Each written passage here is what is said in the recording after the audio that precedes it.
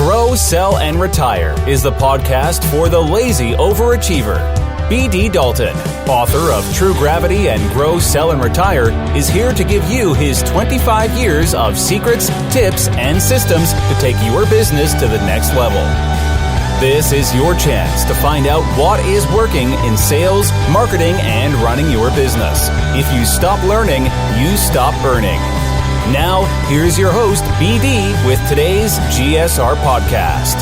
Hey everybody, BD Dalton here with the Grow, Sell, and Retire podcast.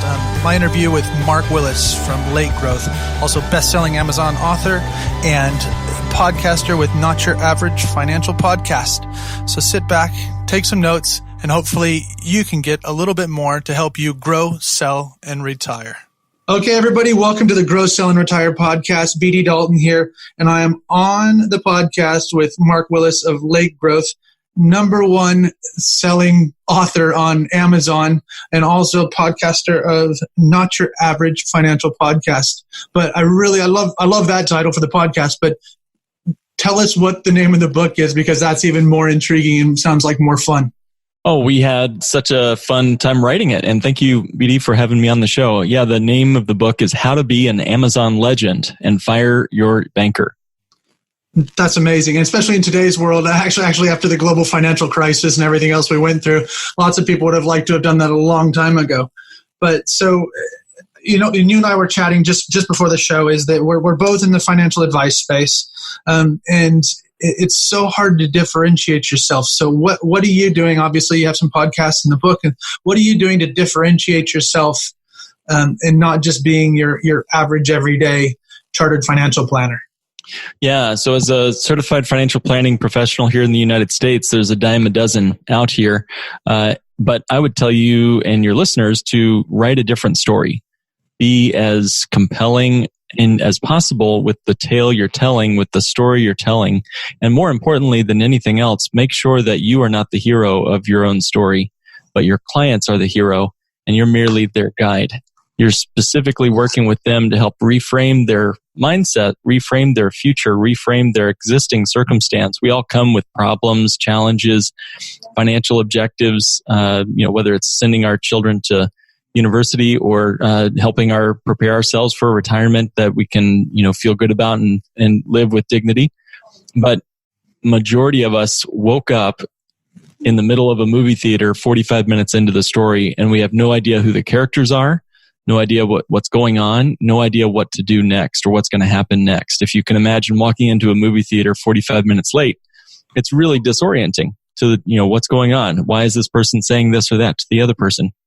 So if you can draw them in with a true and compelling story where they are the hero of their own journey, then you can certainly differentiate yourself and I think bring people along for the ride that you can, as a financial planner, help them on in a way that they can meet their financial objectives without stress, worry, or unnecessary risk. I think the best part of that is everybody's a financial advisor in their own way. You might be selling a telephone contract or you might be selling pharmaceuticals or whatever you are, but there's always money changing hands whenever you're making a transaction. So I think it's that thing of making sure, and I love that making sure that they're the hero of the story and not you coming in to save the day. Exactly. Yeah, but folks don't care about me or you or they care mostly about themselves, right? I mean, that's the honest truth, and there's nothing wrong with that. That's what's kept us alive up till now. But the question is, will you be willing to set aside your own ego and as a financial planner and speak directly to their story in a way that makes sense to them and help them take one single baby step forward toward financial peace or financial freedom? That's awesome. So one of the we always work back and forth with show notes and questions and things like that. I love the quote.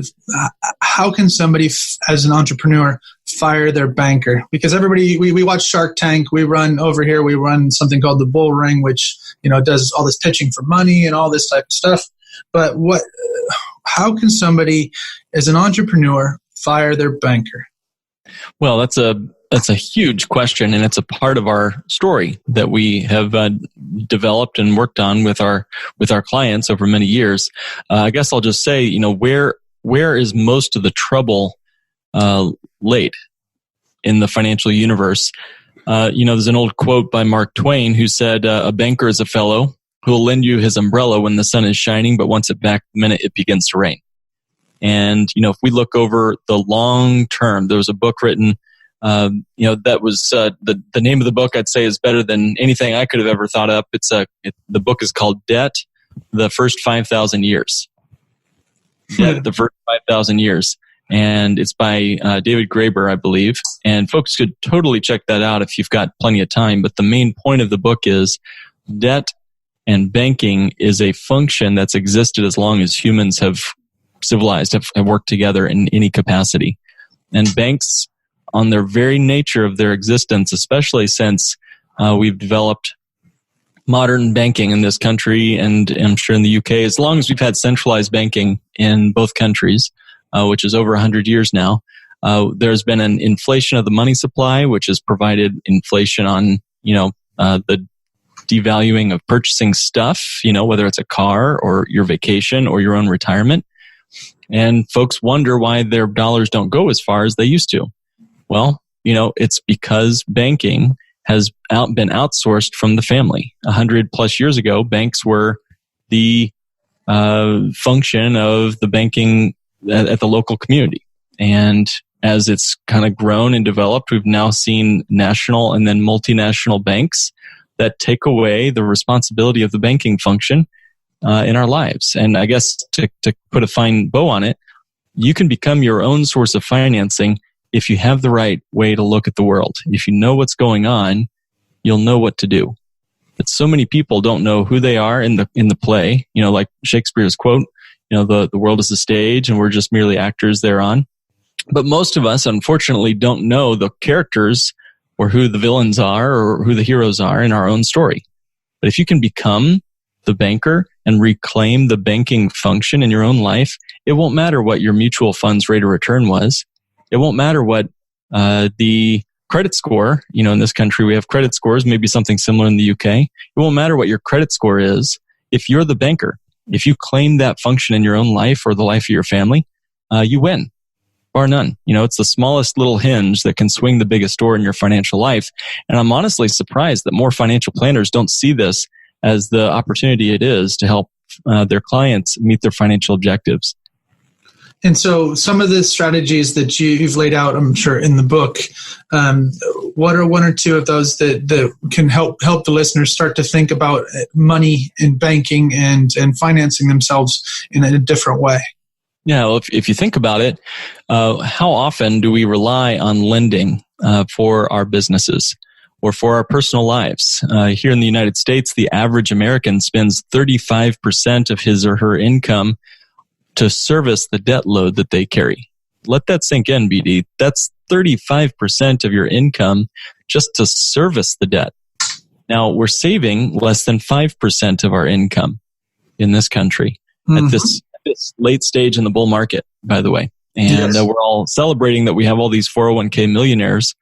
But what really will that do for us? Well, if we've got a lot of money tied up in debt and we're getting 10% on our 5% of savings, that's not going to do a whole lot of good. It doesn't matter what our rate of return was in our mutual funds. If I make 30% on $5,000, if I make $100,000 and I save 5% of that, that's $5,000. If I double my money, that's $10,000 saved. Well, if I'm spending 35% of my money, that's $35,000 gone to the banks, credit cards, finance companies. So it doesn't matter if I got a 100% rate of return in my mutual funds. If I'm spending 35% of my money to banks, credit cards, lending institutions. So it's not usually an overnight strategy with our clients. We've got clients all over the 50 states here, but one by one, day by day, account by account, you can reclaim that banking function and literally set up an entity that functions like a bank where you can pay yourself the interest, the monthly payments, the interest payments, the wealth that would have been seeped out to JP Morgan, Bank of America, any other banking institution, and instead funnel that through your own banking system that you control and you profit from. That's the process of becoming your own banker. It's one day at a time. It's one debt level account at a time. And honestly, I've told clients before, and we've run the math on it, it's even better than paying cold hard cash for big purchases. That's awesome. And obviously it works with the reach that you have and being a number one best-selling author and running a podcast. So what got you into wanting to go into podcasting? Because you had the book, you're co-hosting a show. So what did that look like and how did you get started? Yeah, it's a fun and exciting limited opportunity in our world today where we can have the megaphone or whatnot to reach any audience we wish. And honestly, I feel like it's a closing window. I don't believe that being a podcast host is something that will always be available. I think eventually, much like streaming video and so forth, it'll eventually become crowded out by the big players, the highly produced multi-million-dollar shows and so forth. We're already seeing this on YouTube and so forth. I think the same will eventually happen with podcasts. So as a business owner, I saw this opportunity to grab a microphone and for just a very low bar entry fee of a couple $100 to get some equipment, you can speak to the world as we're doing today right now. And same with writing books. The threshold to writing a book even 25 years ago was extremely high compared to what it is today.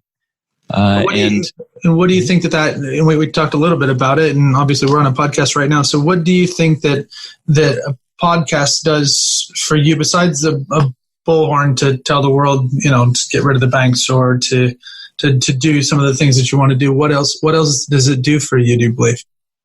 Well, it's a chance to refine my own thinking. It forces me to settle in and actually run the figures, run the math, talk through, complicated financial strategies and topics that folks may or may not have heard before, and put it in a way that they can understand and digest on their way to work every day.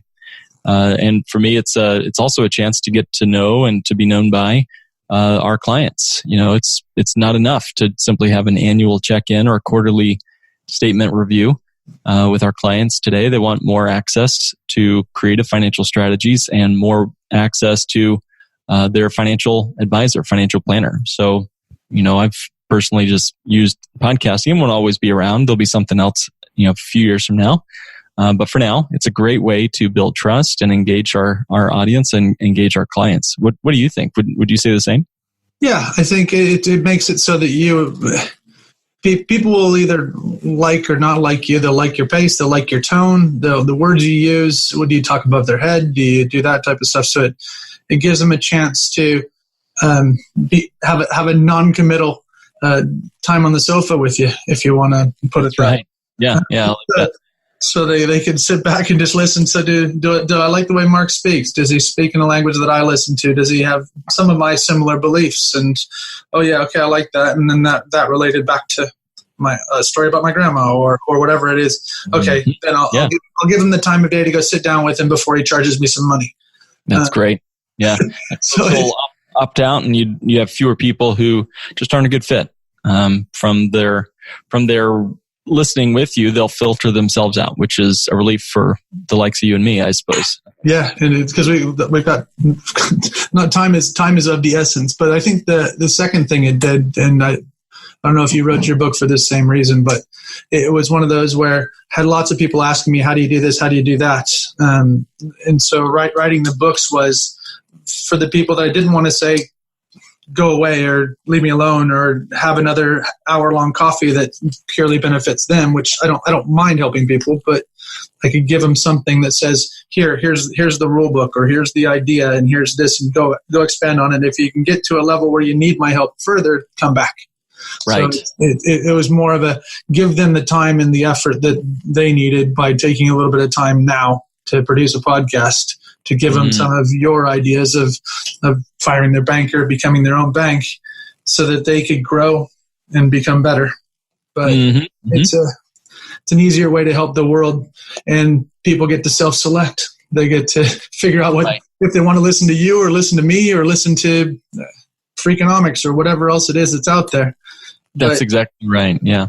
And I don't know how when you listen to music, what type of music do you listen to? Are you eclectic mix, or are you hardline country or rock and roll or? Well, I got a 3-year-old at home, so a lot of Disney music actually right now. But no, we have blue. I'm kind of funky. I've got some electronic. I've got bluegrass, classical. I don't know, the clear CCRs in my playlist right now. Randy Newman. So a lot of fun stuff.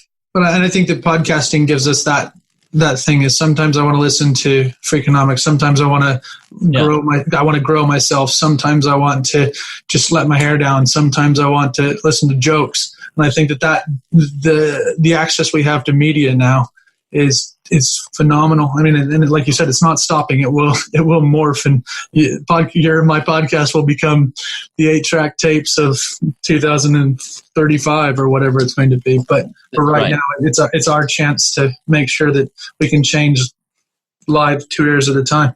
So it's a great medium. So long may it live, I guess. Mm. But so what are you working on next? So you've got the podcast, you've got a previously written a book. Is there a follow-up book to the one that took you to number one? Well, yeah, we're working on some of the myths of retirement income planning right now. Right now, the 4% rule, which is kind of famed at least from the 1990s, of how do we spend the money that we've saved. So think of it this way, ED, if we have the $1 million, let's say, in our 401k, the typical traditional financial advice would tell you to spend 4% of that, or $40,000 a year, and hope that you don't run out of money. Mm-hmm. Now the recent research is saying it needs to be closer to 2.8 or $28,000 a year. And that's, again, a taxable account in your retirement years. So maybe after taxes, you're left with about $19,000 US dollars for your millionaire lifestyle per year. Which, if you do the math there, that's not going to take us very far. So what are ways to be more efficient than the terribly, in my opinion, inefficient way of retiring on the Wall Street game? So while there's plenty of reasons to invest in our lovely Wall Street down there at Wall Street and Broad in New York, there are additional non-traditional ways as a financial planner that I would recommend folks diversify. And by that, I don't just mean pick different mutual funds. I mean, go non-correlated, literally put some eggs on the different truck. I mean, if all your eggs are in 12 baskets, but on the same truck, and the truck goes over the cliff, it didn't matter how diversified those basket of eggs were, right? We need eggs on different vehicles, different non-correlated assets. So that's what we're working on right now. Another book. We've got a lot of content out there on our podcast that we do and produce each week. We've got webinars on real estate investing and on how to pay your taxes. The biggest expense any of us will ever pay in our lifetimes is our tax bill, which is a shame, but that's the way it is. So that's sort of where we're keeping our focus right now, and we're having a lot of fun. And by the way, congratulations to you on your number one best-selling book as well. It's an elite group and a lot of fun. Grow, Sell, and Retire is basically what we can all be aiming for, right? Whether it's your business or learning how to increase the value of your business. So good on you, and congratulations on your book achievement. Thank you very much. And so when you talk to people about retirement, the people that have been successful, do people really do the traditional retirement these days in your history, or what the clients you're working with? Is it, come out of the salt mines, come back up, sit down and go play golf and just hang out and kiss grandkids all the time? Or has retirement changed for your clients? I think it's sort of going back to what it was before this weird experiment that we've started since the late 40s, early 50s in this country anyway. I don't think Moses ever retired, for example. So we went through this interesting period where we created a bunch of factory workers, and post World War II, we sort of designed this world of what do we do with all the people now that they're home from war, so to speak. And we for a generation or two had the pensions, the gold watch, and everything. But I believe now we're entering a phase where, there is no golden watch and a sheet cake waiting for you at the end of your 35 years of service at some large factory, right? Those just don't exist anymore, at least in this country. So yeah, I'm with you all the way on this. I think if you can be an entrepreneur, if you can grow your business, sell it, and retire, which that word can mean a lot of things to a lot of people. In general, I'd say that it's learning to escape the rat race and live in a space where your passive income exceeds your expenses. And beyond that, toward financial transcendence. What sort of world do you want to create and leave behind? So that's sort of where I see most of our non-traditional clients. I'd say a lot of people who work with us, BD, are already woken up, let's say, to the matrix of traditional financial planning, and they're ready and willing to find other non-traditional ways of exploring what finance, money, value, capital, all those words mean different things to much of our clients. Would you say the same? Yeah, I would say the same thing. And that was going to be my next question to you is if, and on our website, our Dalton Consulting website, it says wealth equals, and it goes and scrolls through probably 10 different things. So if you were to say, Mark Willis, what is wealth equal for you? What does it equal? Well, it certainly includes the dollar sign or the currency sign. It certainly involves that, but that's simply a representation of value. The trade of services and capital. That's a part of wealth, is the trade of services and capital. But more important than that, it's the representation of your impact. So if you are a jerk and you make a ton of money, you're just going to be a bigger jerk. In other words, money just makes you more of who you already are. So in my opinion, wealth is a family that wants to spend time with you. It's, making an impact in the world that represents the value set that you believe in. And that, of course, includes this stuff we call money, but it's certainly not exclusive or even primary to the overall definition of wealth. What would you say? I think that's, I agree with you. Those are both, almost all of those are ones that come after the equal sign. I think the one that I will add on after our conversation, I will have Sam added on today, is wealth equals impact. I thought that was amazing, because you get lots of people that come up and say, well, would you help my charity? Would you help this? And it's like, okay, well, what happens if we can make a way that your charity could make money all the time without you having to go out and beg for it? Right. And then when you go out and beg for it, then that's icing on the cake. You don't have to be indebted to your donors. What happens if we could do something like that? Couldn't you make more of an impact? And I think that way of thinking is lost on a lot of people, because there's so many in a very crowded space. Wealth is being drained through our heartstrings and sometimes not spent in the right place. So sure. Yeah, but I think impact that's a huge one. So thank you very much for that. And then the last one is, if somebody's just tuning into the last 1 or 2 minutes of the podcast and they just hear this part and they want to know to go back and rewind and listen to my interview with you, what is your one nugget of wisdom that you would bestow upon the listeners?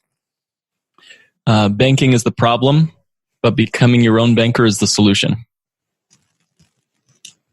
Cool. Where can we find out more about you? Where can the listeners go to? We'll put it in the show notes, obviously, but where's the best place to go and find out more about you, Mark? Sure. Yeah, we've been pretty prevalent on podcasting. So anywhere you listen to this fine show, check out Not Your Average Financial Podcast. That's Not Your Average Financial Podcast. And then again, our on that website, the NotYourAverageFinancialPodcast.com website, if you'd like to chat with us, there's a button right there where you can request a meeting with us. You can also go to solutiontocashflow.com.